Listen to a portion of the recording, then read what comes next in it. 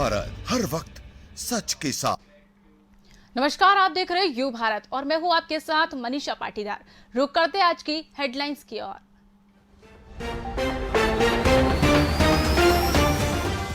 Spain के बाद अब मून टूरिज्म 2024 तक चांद पर जाएंगे पर्यटक।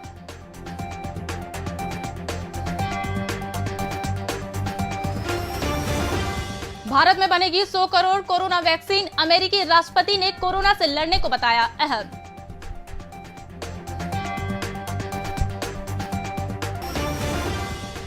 आयुष्मान स्वास्थ्य योजना 3 साल में हुई, 2.5 करोड़ लोगों को मिला लाभ।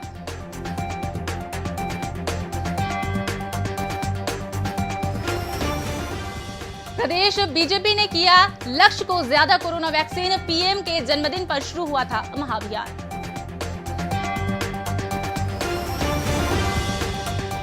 बुरहानपुर नगर निगम में डीजल घोटाला, आयुक्त ने अतिरिक्त खरीदी पर लगाई रोक।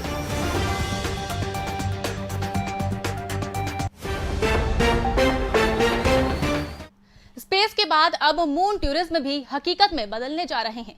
अंतरिक्ष के बाद अब जेफ बेजोस और स्लेन मास्क भी बहुत जल्द लोगों को चांद पर ले जाने की तैयारी कर रहे हैं।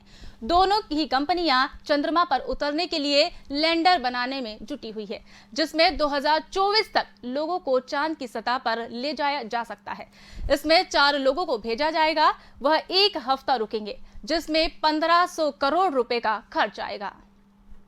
अमेरिकी राष्ट्रपति जो बाइडेन ने कोरोना पर हुए ग्लोबल समिट में कहा कि क्वाड की साझेदारी में हम 2022 तक भारत में 100 करोड़ वैक्सीन में डोज लगवाने की राह पर है, जिसके लिए पार्टनर देश, फार्मा कंपनियों और दूसरे निर्माताओं के साथ मिलकर सुरक्षित और प्रभावी वैक्सीनेशन बनाने की क्षमता में बढ़ने के लिए काम कर रहे हैं, जिससे दुनिया भर में वैक्सीन सप्लाई की जा सके।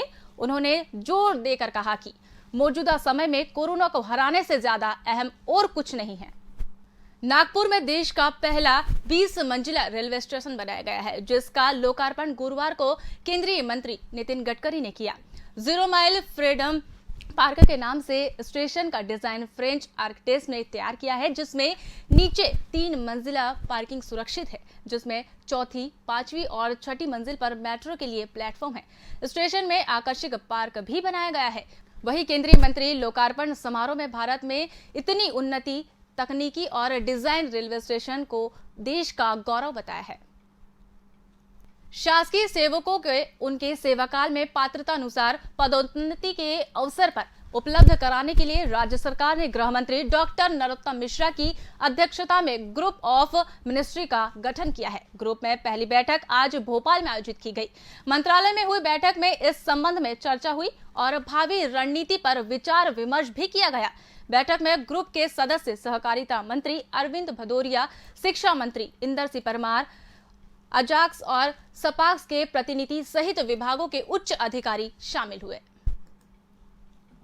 आयुष्मान भारत योजना में मध्य प्रदेश में पहले 3 साल पूरे कर चुके हैं। इसके दौरान मध्य प्रदेश में करीब 2.5 करोड़ लोगों ने आयुष्मान भारत योजना के अंतर्गत पंजीयन करवाकर इस योजना का लाभ प्राप्त किया है।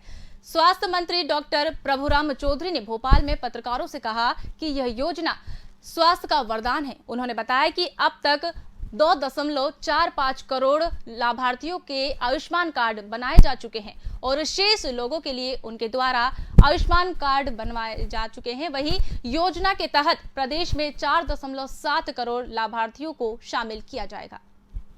भारत निर्भर मध्य प्रदेश योजना के तहत प्रदेश में 4 करोड़ 70 लाख लाभार्थियों को योजना में शामिल करने का हमारा लक्ष्य है और इन 3 सालों में दिनांक 20 सितंबर 2021 तक 2 करोड़ 54,66,000 हम लाभार्थियों को आयुष्मान कार्ड बना चुके। वक्त तो चला एक छोटे से ब्रेक का, मिलते हैं ब्रेक के बाद।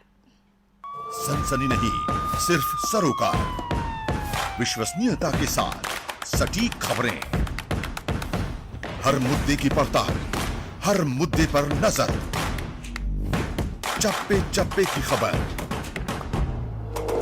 सरकार से करेंगे सवाल, बनेंगे जनता की आवाज। हम हैं यू भारत, हर वक्त सच के साथ। यू भारत चैनल मध्य प्रदेश में शुरू होने जा रहा है।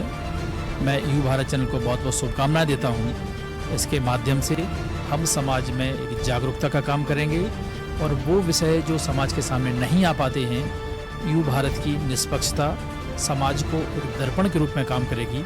बहुत बहुत शुभकामनाएं। हम हैं यू भारत, हर वक्त सच के साथ।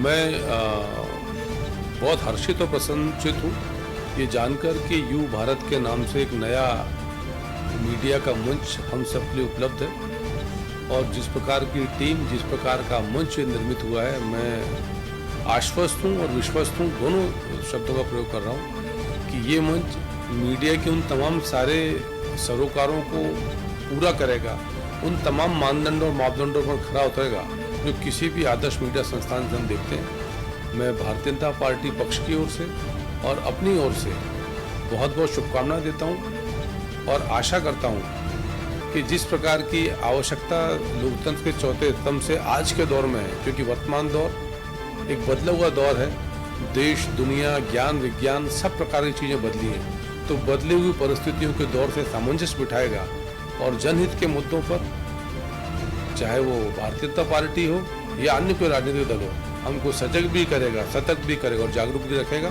बहुत सारी शुभकामनाएं, धन्यवाद। हम हैं यू भारत के साथ। ब्रेक के बाद दोबारा स्वागत है आपका। बढ़ते हैं खबरों की ओर। बीजेपी के प्रदेश अध्यक्ष विष्णुदत्त शर्मा ने प्रधानमंत्री नरेंद्र मोदी के जन्मदिन पर पार्टी द्वारा 31 लाख रुपए की वैक्सीनेशन के लक्ष्य की तुलना में 73 लाख लोगों का वैक्सीनेशन होने का दावा किया है। उन्होंने उपलब्धि के लिए मुख्यमंत्री शिवराज सिंह चौहान, तमाम भाजपा पार्टियों को बधाई दी। आज मुझे बताने में गर्व है कि हमारी सरकार के साथ आज तक इस अभियान में 73,50,000 से ऊपर वैक्सीनेशन अभी तक हो गया।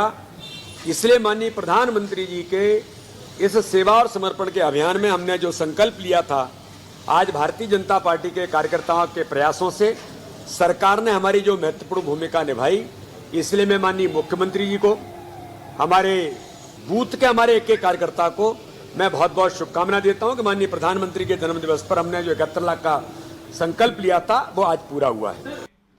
कांग्रेस के पूर्व मंत्री जीतू पटवारी ने राज्य सरकार को किसान विरोधी बताया है। आज भोपाल में पत्रकार वार्ता में पटवारी ने मुख्यमंत्री शिवराज सिंह चौहान पर आज किसानों के बीच बांटने का नाटक करने का आरोप लगाया है। उन्होंने कहा, मोदी सरकार ने 2022 तक किसानों की आमदनी दोगुनी करने का दावा किया था, लेकिन उनकी आमदनी दोगुनी नहीं होने की वजह से उनकी लागत दोगुनी हो गई है। पूर्व मंत्री ने खाद्य बीज, बिजली और डीजल के दाम बढ़ाने को लेकर भी सरकार को कटघरे में खड़ा कर दिया। मुख्यमंत्री जी, आप 17 साल से 1,70,000 बार आपने कहा कि मुझे किसान की आय दुगनी करनी। इस आधार पे किसानों की जो आय है, इस पूरे दौरान जो सरकार ने कहा, देश की सरकार ने कहा, मेरे और कांग्रेस के आंकड़े नहीं है, 20,000 रुपया पर परिवार पर किसान, 20,000 रुपया सालाना, यानी 1,700 रुपया महीना। तो किसान की आय 1,700 रुपये महीना हुई इस पूरे 17 साल के कार्यकाल में, जिसमें शिवराज सिंह जी ने कहा कि मुझे किसान की आय दोगुनी करना है। बुरहानपुर जिले की नगर निगम ने आए दिन घोटाले उजागर हो गए हैं। वहीं एक और नया घोटाला सामने आया है, जिसमें डीजल करीब 10 लाख रुपए प्रति माह का अव्यय किया जा रहा है। नगर निगम आयुक्त द्वारा की गई जांच पड़ताल में निगम के वाहनों के लिए प्रति माह 10 लाख रुपए का अतिरिक्त डीजल खरीदने का खुलासा हुआ। इसका कोई उपयोग नहीं है। निगम आयुक्त ने इस खरीदी पर रोक लगाते हुए डीजल घोटाले में मास्टरमाइंड के खिलाफ कार्यवाही करने के लिए जिला प्रशासन को प्रस्ताव भेजा है। ईंधन की सीमा निर्धारित है, शासन से भी तय है, नगर निगम से तय है, उसका उल्लंघन अधिकतम किया जा रहा है और जितना वास्तविक खपत होना चाहिए उससे अधिक व्यय हो रहा था। जो आवश्यकता होती है उससे ज्यादा व्यय हो रहा था। तो फिर वाहनवार इसकी हमने एक प्राथमिक समीक्षा करके सीमा निर्धारित की। उसके फलस्वरूप हमने अगस्त महीने में 8 से 8.5 लाख रुपए इसमें बचत किए हैं ईंधन में। इस बुलेटिन में इतना ही। हमारे साथ बने रहने के लिए देखते रहिए यू भारत। नमस्कार।